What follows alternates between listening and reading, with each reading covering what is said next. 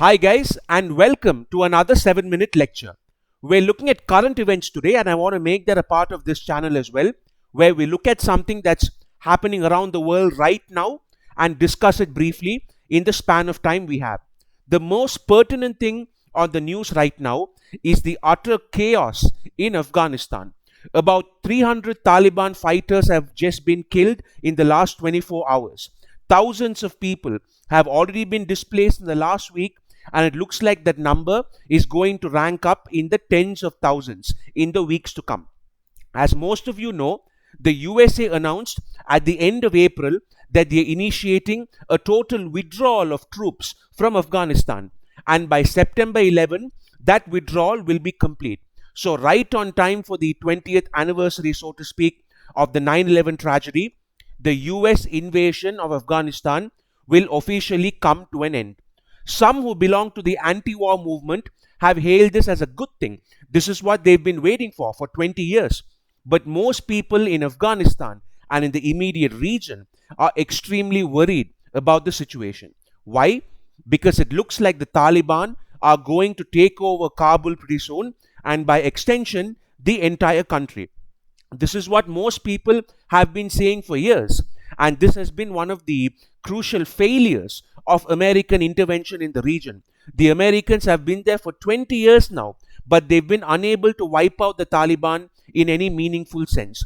Worse, the local Afghan government is corrupt and useless, not having done any institution building or state building on their own initiative. The Americans have been working day and night to try to get these guys to form themselves into a proper state, but all of it has fallen on deaf ears. I just saw a clip of US President Joe Biden where he's saying he's confident that the Afghan government will be capable of defending the country against the Taliban. But if we look at the power balance objectively, it would be very hard to agree with that assessment. The Afghan government has always depended on the Americans to fight. They're simply not that good at warfare. It might be sad, but it's the truth. Here are some facts. In the last 2 months alone, since the US withdrawal was announced, the Taliban have taken over 127 provinces in Afghanistan. That's a third of Afghanistan, a third of the entire country that's been captured by the Taliban in just the last 2 months. So statistically, that should already give us a picture of who is powerful militarily and who isn't. Ask yourself this question. If the Afghan government was really capable of defending against the Taliban, would 1/3 of their entire country fall into the hands of the Taliban in just 2 months?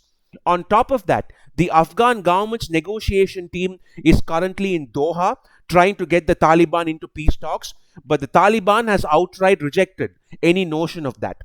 This again suggests to me that the Afghan government knows it's going to lose in a straight up battle, and the Taliban knows it's going to win.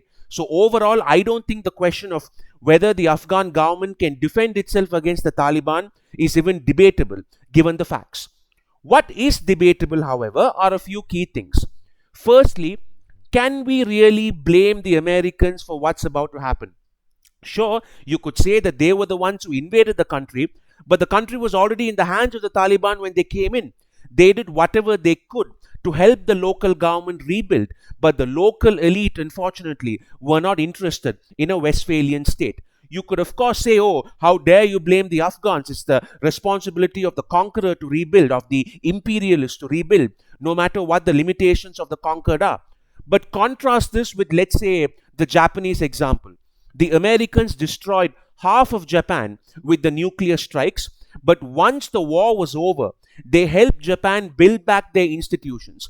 And the Japanese, because they had a sense of duty, of national identity, of work ethic, they worked hard with the Americans to rebuild their nation.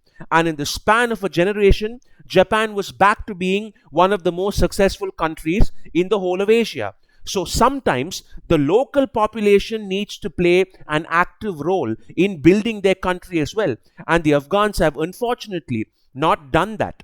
With that being said, though, of course, it's fair to criticize US foreign policy as well for having conquered this country, trying to tame it, and now that it's discovered it doesn't have the patience to tame the country, it's just going to cut the cord and leave. Washington is betraying every single Afghan who trusted it and stood with it for the last 20 years. And their fate is not going to be pretty when the Taliban retake the country. The Taliban's most sadistic punishments are reserved for traitors. And everybody who trusted the Americans would fall under this category. It's not going to be pretty. We are months away from a major, major catastrophe. On top of the bloodshed, much of the progress made on the human rights front will disappear as well. In some of the provinces they've captured, the Taliban has already banned women from walking out in the streets unless they had a male family member with them, and the men have been ordered to grow beards. The next risk is that we might be trapped in a never ending cycle. After the Soviets left Afghanistan in 1989, we've got to remember that the big mistake made by the USA and its allies is that they left. They simply packed up and left Afghanistan once the Soviet left as well, leaving a power vacuum in the region. After which there was intense civil war and the Taliban took over. This ended up turning the country into a rogue state where Osama bin Laden was able to plan and orchestrate the 9/11 attacks. So it's highly possible that 15 years from now, we could have a bunch of pundits saying, oh, it was a mistake for us to leave in 2021. We should have never done that. We should go back in there. And we start the process all over again. But by then, tens, if not hundreds of thousands of Afghans would have already been killed. Its neighbors, including Pakistan, India, China, Iran, are all on high alert at the moment. And who knows what role any of them might play. It's all uncertain except for one thing. As the name of that famous movie goes, there will be blood. If you like content like this, please don't forget to share and subscribe. Thank you, take care, and I'll see you soon.